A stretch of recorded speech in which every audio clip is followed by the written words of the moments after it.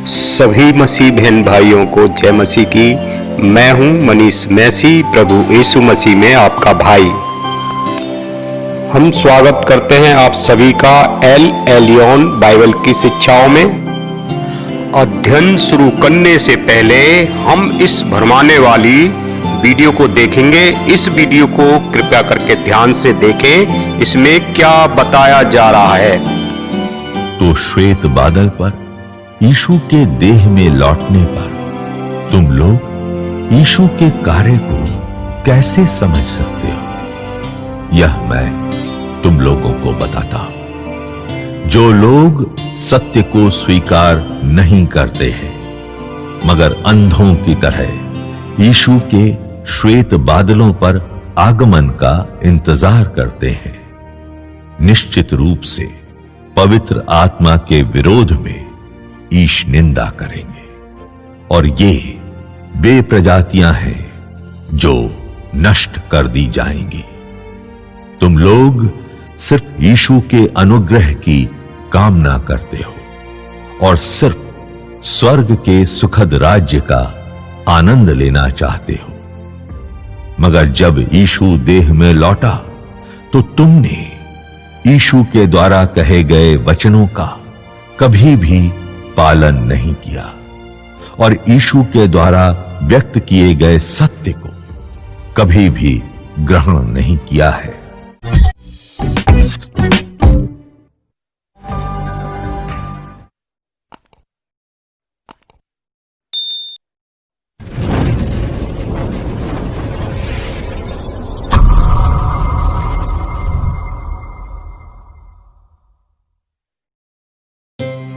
हमारे प्रिय बहन भाइयों, मैं आशा करता हूं कि आपने इस वीडियो को अच्छे से सुना होगा और अच्छे से देखा होगा। आपने देख लिया होगा कि इनका यीशु आ चुका है, इनकी एक अलग से बाइबल है, इनकी एक अलग से थ्योरी है जो कि हमारी बाइबल है उससे बिल्कुल भी मेल नहीं खाती। कृपया करके इस वीडियो को जो मैं बना रहा हूं भ्रमित शिक्षा के ऊपर, इसको सब्सक्राइब करें और 3 लोगों को शेयर जरूर करें। यहां हम देखेंगे मत्ती अध्याय आयत 4 और 5 किस तरीके से हमारे प्रभु यीशु मसीह ने हमें सावधान रहने के लिए कहा था अंत के समय में। यहां हम अध्याय 24 आयत 4 से पढ़ते हैं। यीशु ने उनको उत्तर दिया, सावधान हो, कोई तुम्हें भरमाने ना पाए, क्योंकि बहुत से ऐसे होंगे जो मेरे नाम से आकर कहेंगे मैं मसीह हूं और बहुतों को भरमाएंगे।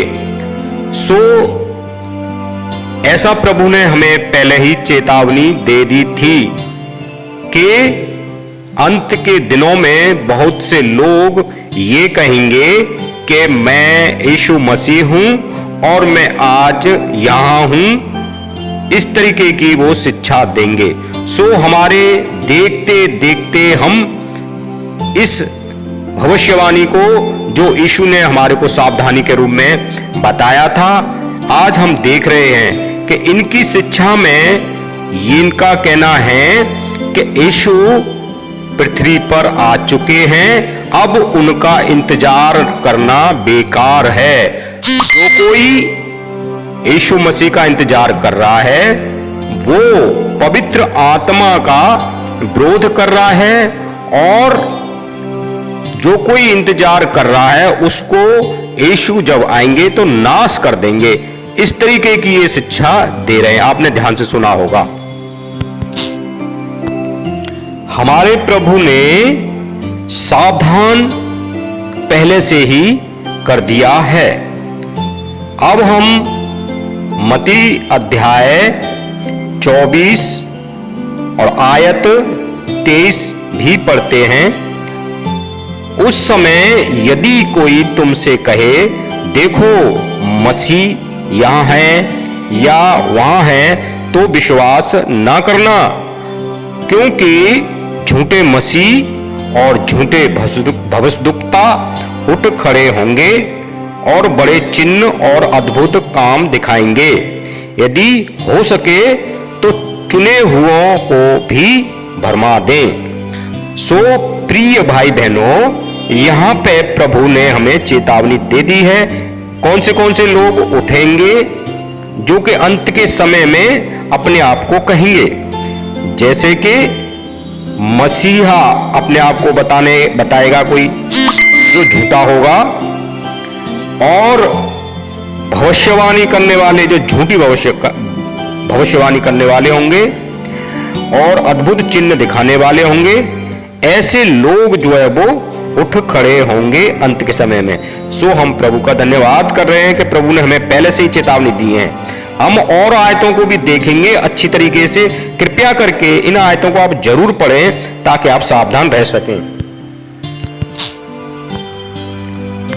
ध्यान रहे कि जब यीशु आएंगे तो पृथ्वी पे सामान्य नहीं रहेगा।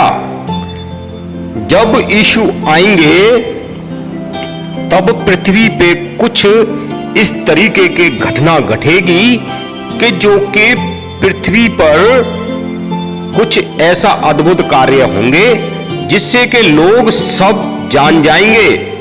क्योंकि पृथ्वी पर ऐसी घटना घटेगी जैसे कि हम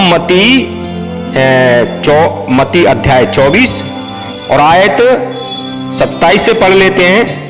क्योंकि जैसे बिजली पूर्व से निकलकर पश्चिम तक चमकती है, वैसे ही मनुष्य के पुत्र का भी आना होगा। सो इन शिक्षाओं को भी वो गलत तरीके से पेश करते हैं। वो कहते हैं पूर्वी बिजली है, वो पूरब में आ चुके हैं। लेकिन बाइबल इससे ये हमें समझाती है कि भाइयों, जब प्रभु यीशु आएंगे तब इस तरीके से आएंगे जैसे कि बिजली चमकती है। यानी कि और आयतों में भी हम देखेंगे तो वहां पे क्या लिखा हुआ है कि जब यीशु मसीह आएंगे तब क्या होगा, सबको पता चल जाएगा। हम मती अध्याय 24 और आयत 31 को पढ़ेंगे और यहां पे हम देखते हैं यीशु मसीह इस तरीके से नहीं आएंगे जैसे कि इन्होंने आज शिक्षा दे रखी है कि किसी को पता ना चले। जब प्रभु यीशु पृथ्वी पर आएंगे तो क्या होगा, हम अध्याय 24 और आयत 31 से जब पढ़ते हैं, वह तुरही के बड़े शब्द के साथ अपने दूतों को भेजेगा और वे आकाश के इस छोर से उस छोर तक चारों दिशाओं में उसके चुने हुओं को इकट्ठा करेंगे। जब हमने 31 आयत पढ़ी तो यहां पर क्या हुआ कि प्रभु जो है बड़े शब्द के साथ, जो कि तुरही फूंकी जाएगी और बड़े सामर्थ्य दूतों को इस छोर से और उस छोर तक पृथ्वी के भेजा जाएगा और चारों दिशाओं से जो परमेश्वर के लोग हैं, जो परमेश्वर में सो गए हैं वो और जो जीवित रहेंगे वो, उनको उठा लिया जाएगा। आप सोचिए कि जब इतनी बड़ी घटना पृथ्वी पर घटी जाएगी तो क्या सबको मालूम ना पड़ेगा? यदि पृथ्वी से करोड़ों करोड़ों लोग गायब हो जाएंगे, चले जाएंगे प्रभु के साथ या उठा लिए जाएंगे, तो क्या यहां पे हमें पता नहीं चलेगा?